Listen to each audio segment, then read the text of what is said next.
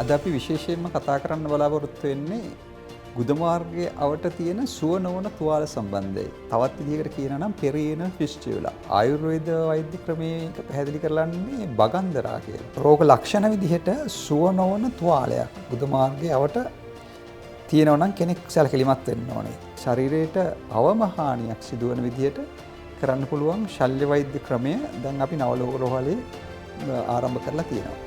එතකොට අර එළියේ තියෙන තුවාලය, ඒ කියන්නේ ගුද මාර්ගයේ අවට තියෙන තුවාලය සහ ඇතුලේ තියෙන තුවාලය අතර තියෙන ප්‍රධාන සම්බන්ධය තමයි අපි ওই පෙරියනල් ෆිස්ටියුලා කියලා සලකන්නේ. කෙනෙකුට ඇති වෙන්න පුළුවන් සැරව එකතු වීමක්. ඒ තුවාලයේ අවට සැරව එකතු වීමක්. ඒක නිසා ගොඩක් වෙලාවට ප්‍රශ්නේ වෙන්නේ උණ අරගෙන වේදනාව සහ ඒකෙන් එන සැරව නිසා නිතර තමන්ගේ යට ඇඳුම් වල සැරව ගෑවීම, ඒ වගේම දුර්ගන්ධය, ඒ වගේම ඊ타මත්ම අපහසුතාවයකට පත් වෙනවා මේ පුද්ගලයන්, විශේෂයෙන් මේ හරිය තෙත ගතිය.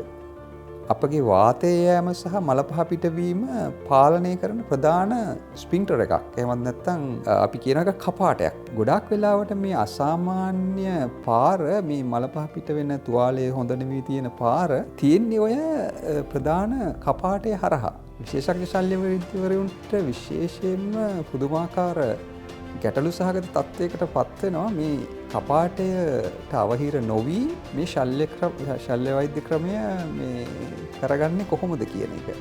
ඒකට නියම පිළිතුරක් විදිහට තමයි ඔය ලේසර් තෙරපි කියන එක ලෝකයට හඳුන්වලා දුන්නේ. වීඩියෝ ඇසිස්ටඩ් ඒනල් ෆිස්ටියුලා සර්ජරි තෙරපි නවලෝක රෝහලේ විශේෂයෙන්ම පටන් ගන්න තියෙනවා මේ වෙද්දී ඔය වාෆ්ට් එහෙමත් නැත්නම් ඔය වීඩියෝ ඇසිස්ටඩ් ඒනල් ෆිස්ටියුලා සර්ජරි එකත් එක්ක ලේසර් තෙරපි කියන එක ජොයින් කරලා. ඒකට ඇත්තෙන්ම හයිබ්‍රිඩ් ට්‍රීට්මන්ට් එකක්.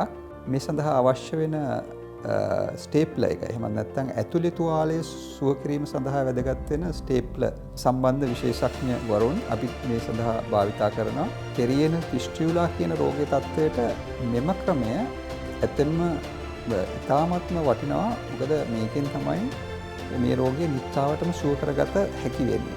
ඇත්තෙන්ම අපි මේ නවලෝක රෝහලේ මේ ශල්‍ය වෛද්‍ය ක්‍රමය ඉතාමත්ම ඉහළ සාර්ථකත්වයෙන් කරගෙන යන්නේ.